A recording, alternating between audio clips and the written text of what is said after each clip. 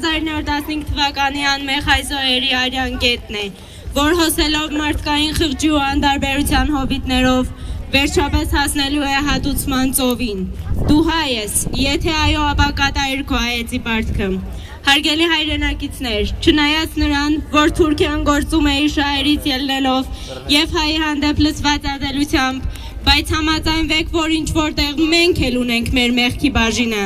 Եթե 100 տարվա մեջ գոնե մեկ անգամ աշխարհի համայն հայությունն համախմբվեր եւ Թուրքիային ստիպեր ճանաչել նախորդ տարի ցեղասպանությունն, Թուրքիան այսօր հայի հանդեպ վախ ու հարգանք կունենար, այլ ոչ թե ատելություն։ Կոչ եմ անում համայն հայությանը, մի կողմ դրեք ձեր անձնական եւ քաղաքական շահերը, մի մտածեք, դա ձեր խնդիրը չէ, պատմությունը կրկնվում է, 1988-ին Սումգայիթներ, այսօր Սիրիան, վաղը կարող է ձեզ հասնել, ակտիվ մասնակցեք հայկական համայնքի ցանկացած նախաձեռնությանը, որը նվիրված է 1915 թվականի 1,5 միլիոն զոհերի հիշատակին։